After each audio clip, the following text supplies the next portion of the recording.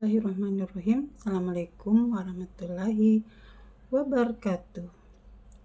Alhamdulillah, kita panjatkan puji syukur kepada Allah Subhanahu wa Ta'ala yang sudah memberikan kita begitu banyak nikmat dan juga nikmat sehat, sehingga kita masih bisa berkumpul bersama keluarga, bersama teman-teman, bersama handai tolan, dan juga bisa beraktivitas. Dan tidak lupa selalu kita sampaikan salam dan selawat kita kepada Nabi besar kita, Nabi Muhammad SAW,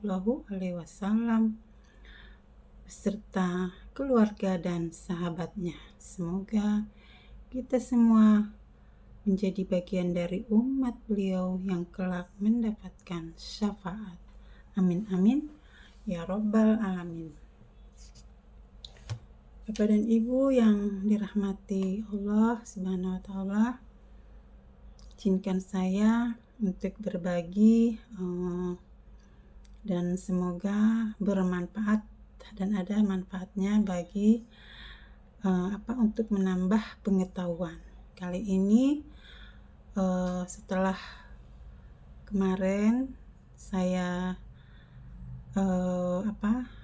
mengisahkan asal muasal haji, maka sekarang saya ingin berbagi tentang batu hitam atau Hajar Aswad. Bagaimana asal muasalnya batu hitam tersebut sampai ada di Ka'bah. Sebelumnya kita dengarkan dulu nasyid menuju Baitullah.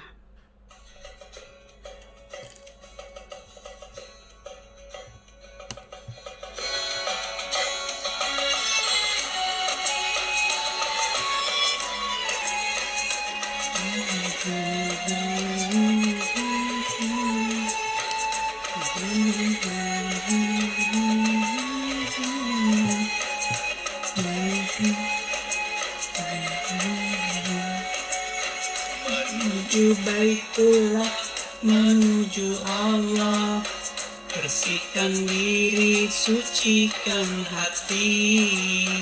Arafah Mina, tujuan kita, bersama Armina reka perdana. Labbaik Allahumma labbaik, labbaik la syarika lak labbaik, innal hamda wa ni'mata lak wal mulk la syarika lak.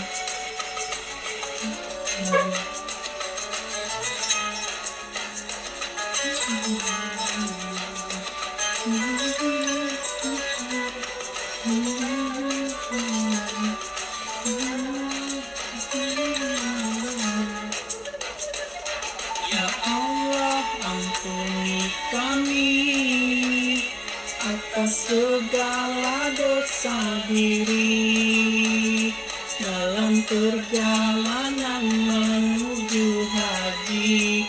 Berikanlah amal tertinggi. Labbaik Allahumma labbaik, labbaik la syarika lak labbaik, innal hamda wa ni'mata lak wal mulk la syarika lak. Labbaik Allahumma labbaik, labbaik la syarika lak labbaik, innal hamda wa ni'mata lak wal mulk la syarika lak.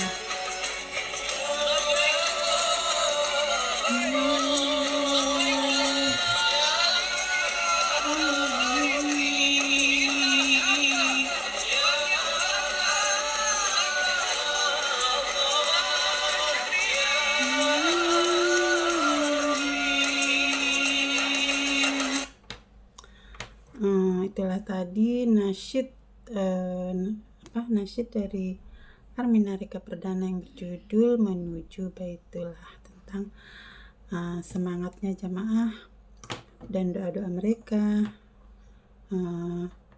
di saat pergi berhaji. Baiklah, Bapak dan Ibu yang yang berada di mana saja, saya akan mencoba mengisahkan tentang batu Hajar Aswad. Jadi batu Hajar Aswad ini kan disebut juga batu hitam karena warnanya yang hitam. Tetapi sebenarnya pada awalnya Hajar Aswad ini putih melebihi putihnya susu. Dia menjadi hitam karena menyerap dosa-dosa anak manusia di bumi ya.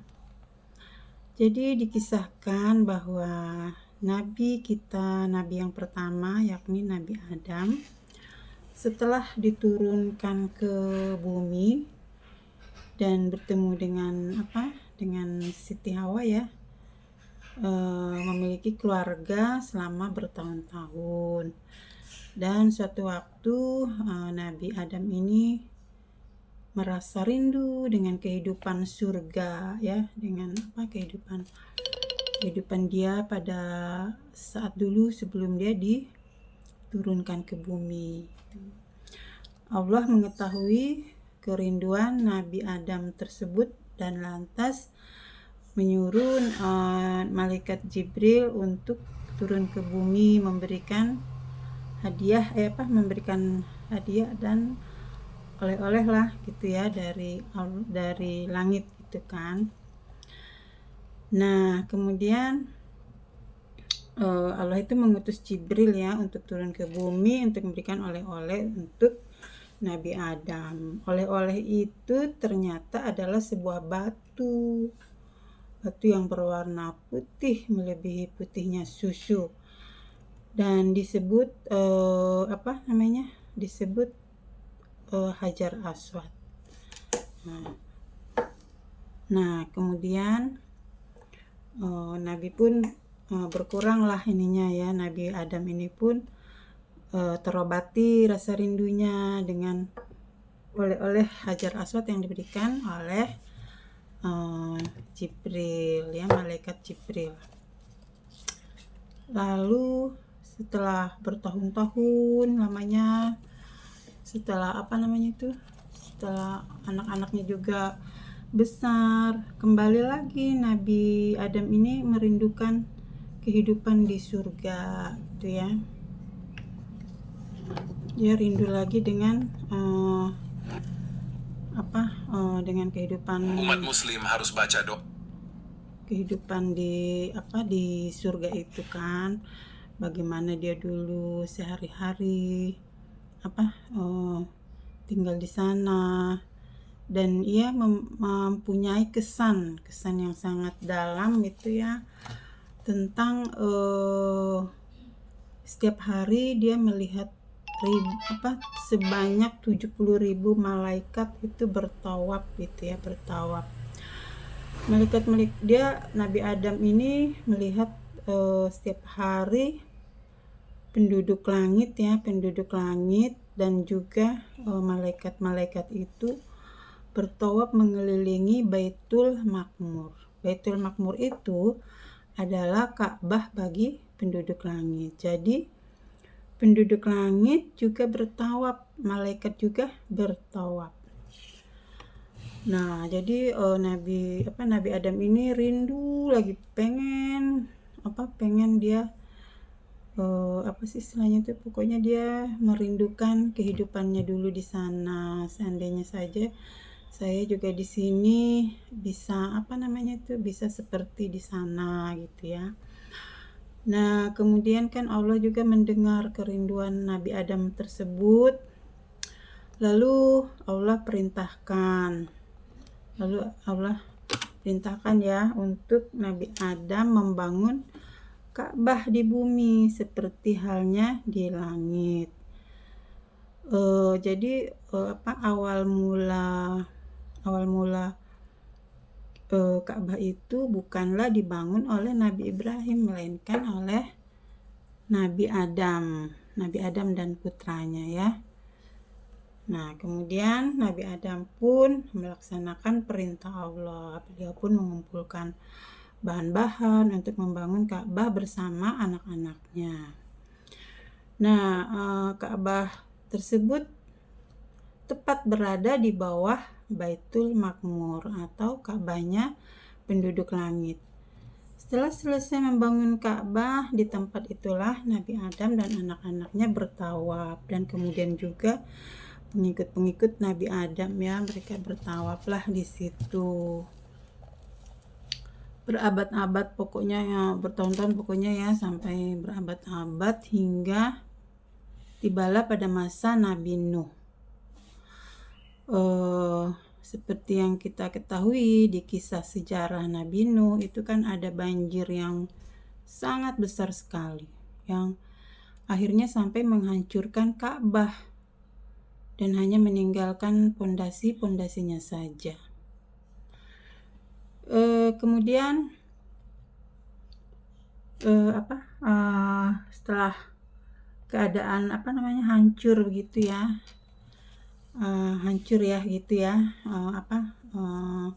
Ka'bah ini hingga berabad-abad juga lamanya, dan sampailah kepada masa Nabi Ibrahim dan Ismail. Nah, setelah kejadian penyembelihan Nabi Ibrahim terhadap putranya, di situ kan setelah kejadian itu, di situ Allah memerintahkan Nabi Ibrahim untuk membangun kembali Ka'bah yang sudah tinggal pondasi-pondasinya saja, dan akhirnya Nabi Ibrahim dan putranya Ismail pun membangun Ka'bah. Dan di saat-saat sudah selesai gitu ya, Nabi Ibrahim kan ingin supaya lebih kuat lagi nih Ka'bah ini gitu. Akhirnya dia menyuruh putranya untuk mencari batu untuk menguatkan Ka'bah. Pergilah putranya Ismail mencari batu untuk pondasi yang lebih kuat. Ismail berkeliling mencari batu. Saat itulah Jibril datang dan memberikan batu hitam kepada Ismail. Ismail pun segera kembali dan memberikan batu hitam kepada ayahnya Ibrahim alaihi wasallam. Ibrahim bertanya, dari mana Ismail mendapatkan batu hitam yang menurut Nabi Ibrahim itu seperti batu yang luar biasa gitu kan. Jadi Nabi Ibrahim juga bisa merasakan bahwa batu itu adalah bukan batu biasa. Dan kemudian Ismail menjawab, diberikan oleh dia yang tidak memberatkan cucumu dan juga cucuku. Hanya seperti itu kata-kata putranya Ismail. Nabi Ibrahim pun lantas meletakkan batu hitam tersebut di salah satu sudut seperti yang sekarang berada, dan tidak pernah berubah. Setelah batu hitam tersebut ditempatkan di sebuah sudut, Allah lantas menyempurnakan proses pembangunan Ka'bah tersebut. Allah memerintahkan Ibrahim untuk menyeru semua manusia di bumi untuk melaksanakan haji, bukan hanya penduduk Mekah saja gitu ya. Mukjizat Nabi Ibrahim tersebut, dia lantas pergi ke salah satu gunung tertinggi di Mekah dan naik ke atas gunung tersebut. Ia lalu menyeru sekalian manusia di penjuru bumi. Dengan kuasa Allah, angin membawa suara Nabi Ibrahim ke seluruh pelosok dan penjuru bumi. Hai orang-orang beriman, datanglah untuk berhaji meskipun dengan unta unta yang kurus, pokoknya dia bilang seperti itu ya. Dan dengan kuasa Allah gitu ya, suara tersebut terbawa oleh angin ke seluruh penjuru bumi. Dan orang-orang beriman pun mendengar kabar panggilan haji tersebut dan mulai berdatangan untuk melaksanakan haji. Dan kemudian Ka'bah ini kan sudah ada sejak zaman Nabi Ibrahim, berarti sudah berabad-abad lamanya, ratusan tahun gitu kan. Nah, pada saat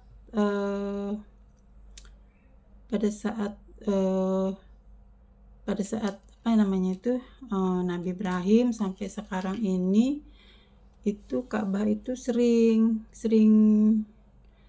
direnovasi gitu kan ya, karena banyak kerusakan gitu kan. Nah, pada yang terakhir sekali terjadilah renovasi besar-besaran gitu kan. Nah, itu dilaksanakannya pembangunan renovasi itu dilakukan oleh semua suku yang ada di kota Mekah tersebut ya. Kalau tidak salah itu sekitar 16 suku, mereka berkumpul membicarakan untuk melaksanakan pemugaran atau renovasi Ka'bah. Nah, kepala-kepala suku itu kan ya semua setuju ya, karena bangunan itu pun sangat mereka hormati begitu ya. Jadi mereka pun ingin Ka'bah tersebut kokoh dan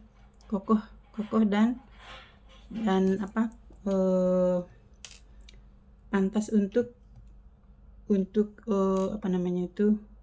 untuk beribadah semua orang beriman di bumi ini. Setelah mereka semua mengumpulkan ya bahan-bahan untuk menguatkan bangunan Ka'bah. Setelah semua selesai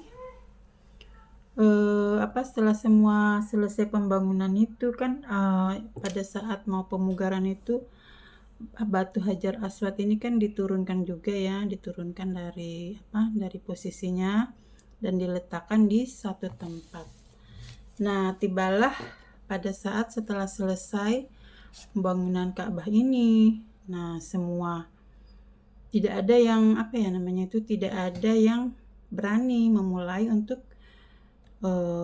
memindahkan Hajar Aswad tersebut, karena mereka tahu Hajar Aswad itu adalah batu yang sangat diagungkan, pokoknya tidak boleh sembarangan orang menyentuhnya gitu. Sampai itu ketua-ketua suku itu bertengkar gara-gara merasa yang paling berhak meletakkan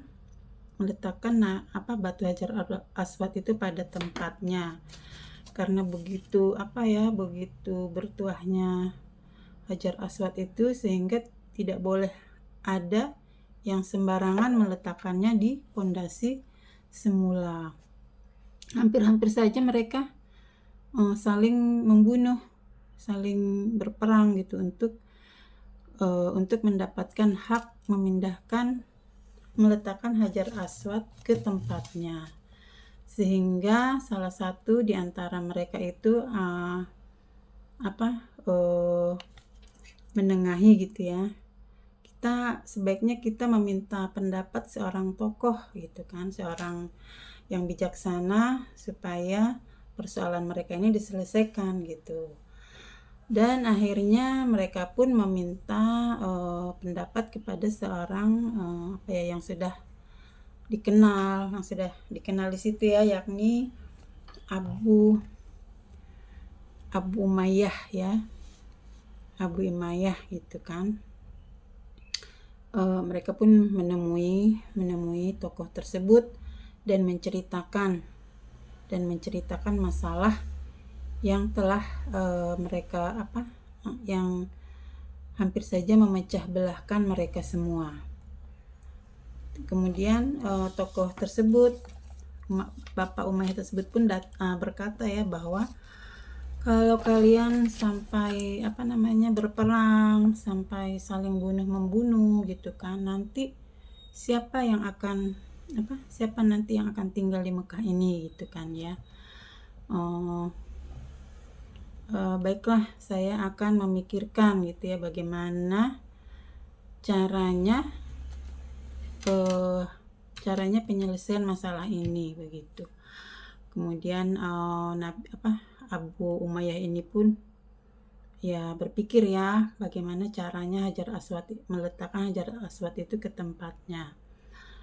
Kemudian lantas Abu Umayyah berkata, "Saudara-saudaraku, kalau aku nanti sudah menemukan jalan keluar dari permasalahan ini, saya tidak mau lagi mendengar atau suku-suku ini berbantah-bantahan. Jadi kalian harus mengikuti apa yang aku katakan." Itu kalian setuju katanya kan? Dan ketua-ketua suku itu pun setuju, dan mereka di dalam pikiran mereka bahwa nanti Abu Umayyah ini akan memilih mereka gitu ya sebagai orang yang akan meletakkan Hajar Aswad ke tempat semula gitu kan ya. "Pasti saya yang akan dipilih," kata kepala suku yang satunya di dalam hati, "karena sayalah yang dekat dengan keluarga Nabi Ibrahim," gitu kan. Terus ada lagi, "Sayalah yang pasti dipilih karena sayalah yang sering mengurus Ka'bah ini," gitu. Semua merasa memiliki kepentingan dengan batu Hajar Aswad tersebut. Lalu Abu Umayyah pun berkata, "Lihat pintu gerbang di sana," katanya kan. "Lihat pintu gerbang di sana," katanya. Jadi siapapun orang yang lewat pintu gerbang tersebut, baik dia laki-laki, perempuan, maka dialah yang akan menjadi penengah dari kalian. Kalian harus menurut, tidak boleh membantah lagi begitu. Akhirnya semua kepala suku ya, karena mereka juga sudah lelah, sudah seperti tidak ada jalan keluar lagi. Akhirnya mereka pun menyetujui apa yang dikatakan oleh Abu Umayyah itu kan. Setelah Abu Umayyah menyelesaikan kata-katanya, semua kemudian menatap ke pintu gerbang. Dan saat itu masuklah melewati pintu gerbang Mekah seorang laki-laki ya. Dan ternyata siapakah laki-laki tersebut? Ternyata beliau adalah Nabi Muhammad. Tetapi pada saat itu Nabi Muhammad belum menjadi seorang nabi, tetapi dia sudah dikenal sebagai pribadi yang terpuji ya. Pokoknya dia tuh sudah dikenal oleh penduduk Mekah sebagai orang yang jujur, amanah gitu kan. Jadi spontan semua mereka berucap, dialah yang terpercaya, dialah yang paling jujur, sampai 3 kali ya. Jadi mereka semua menyetujui apa yang telah dikatakan oleh Abu Umayyah bahwa Nabi Muhammadlah yang akan menyelesaikan urusan mereka. Masya Allah ya. Akhirnya Nabi Muhammad pun menemui mereka yang sedang berkumpul di tempat Ka'bah tersebut ya. Tidak ada yang menolak kehadiran orang tersebut yang ternyata adalah orang paling mulia dan dikenal budi terpujinya ya. Mereka semua lantas menceritakan permasalahan dari mulai perebutan yang paling pantas menempatkan Hajar Aswad.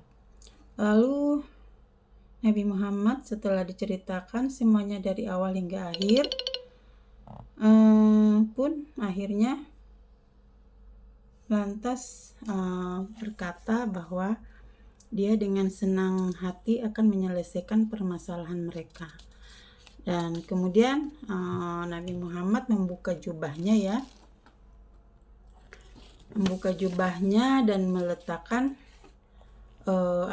meletakkannya di bawah gitu kan, dan dia sendiri juga masih mengenakan baju dalam yang lain gitu kan. Setelah dia meletakkan jubahnya, lalu dia memanggil kepala-kepala suku yang ada di situ untuk sama-sama mengangkat batu hajar tersebut ke atas jubah ya, dan setelah itu mereka menggotong bersama-sama ke dekat Ka'bah. Nah, jadi kan jubah itu ada beberapa sudut gitu ya. Jadi sudut yang sebelah sana suku yang ini, sudut yang sebelah sini suku ini, sudut yang tengah ini, dan bersama-sama dengan Nabi, mereka pun bergerak mengangkat Hajar Aswad dengan jubah baju Nabi Muhammad gitu ya. Jadi semua merasa senang dan bangga karena Nabi Muhammad mengikutkan mereka, mendapatkan andil gitu ya, mengangkat Hajar Aswad, meskipun yang meletakkan pada tempatnya adalah Nabi Muhammad. Jadi Nabi yang meletakkan Hajar Aswad di Ka'bah adalah Nabi Adam yang pertama, kemudian Nabi Ibrahim, dan yang terakhir adalah Nabi Muhammad. Setelah Nabi Muhammad, orang yang meletakkan Hajar Aswad pada posisinya yang sekarang, peletakan yang terakhir di muka bumi ini dan tidak pernah berubah sejak saat itu. Kemuliaan Hajar Aswad ini ya, dalam catatan sejarah pada tahun 930 Masehi pernah dicuri oleh kaum ya, salah satu kaum di kota itu, dan hilang selama 33 tahun. Barulah pada tahun 953 Masehi Hajar Aswad ini dikembalikan dengan cara tidak baik, yakni dilemparkan. Jadi setelah 33 tahun batu Hajar Aswad itu hilang dan kemudian dikembalikan lagi ke Mekah. Tetapi cara mengembalikannya itu tidak dengan cara baik-baik, melainkan dilemparkan begitu saja ya oleh salah satu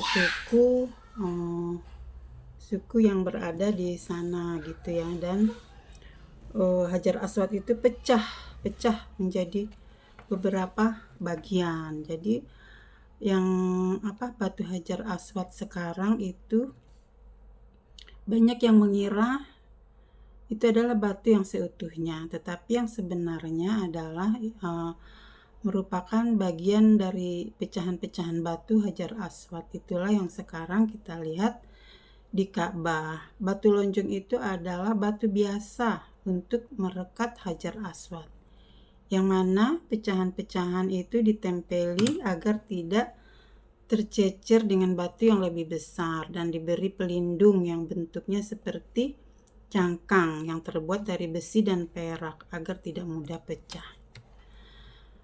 Hajar Aswad menjadi daya tarik seluruh jamaah haji. Semua orang ingin menyentuh dan menciumnya. Itu dikarenakan Rasulullah Nabi Muhammad pernah berkata, barang siapa menyentuhnya, dia seperti menyentuh tangan Tuhan. Dan akhirnya saat Nabi sedang di depan Ka'bah itu, seorang sahabatnya ya bertanya, apa sebabnya engkau menyentuh dan mencium Hajar Aswad? Dan dijawab seperti tadi bahwa barang siapa saja yang menyentuhnya sama dengan menyentuh tangan Tuhan yang Maha Penyayang. Nah, karena kata-kata itulah yang membuat jamaah yang datang ke Mekah itu untuk berebut dan bagaimanapun ingin mencium Hajar Aswad. Tetapi kita memang bagus ya kita berniat berniat menyentuh dan menciumnya, tetapi janganlah memiliki niat yang tidak-tidak, melainkan hanya karena meniru perilaku Nabi Muhammad dan niat yang baik. Masya Allah ya. Jadi Hajar Aswad ini kalau kita sentuh sama halnya dengan menyentuh tangan Tuhan. Nah, saking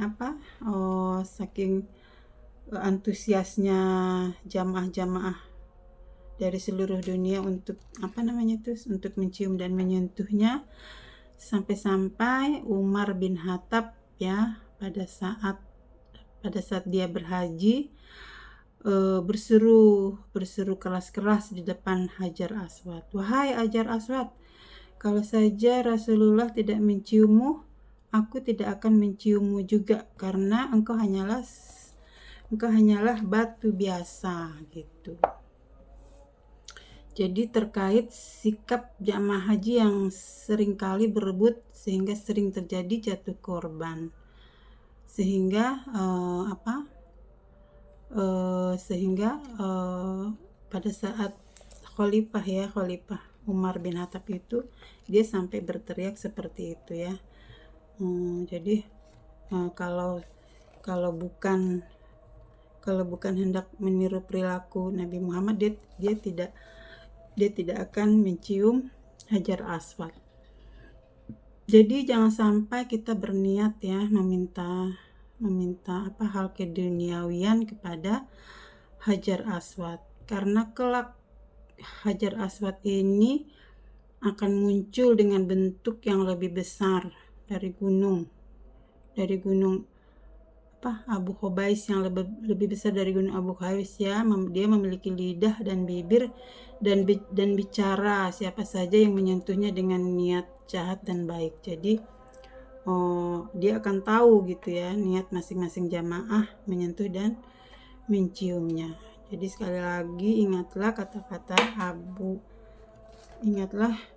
Umar bin Khattab ya, demi Allah kau hanya batu biasa, kalau aku tidak melihat Rasulullah menciummu, maka aku tidak akan menciummu. Nah, demikianlah sejarah batu Hajar Aswad, yakni batu dari surga yang selalu dijaga keberadaannya oleh Allah Subhanahu wa Ta'ala. Semoga kita diberi kemudahan untuk haji dan umroh dan bertemu dengan Hajar Aswad. Amin amin ya rabbal alamin. Terima kasih sudah menonton. Jangan lupa like, subscribe videonya. Assalamualaikum warahmatullahi wabarakatuh. Salam Baitullah.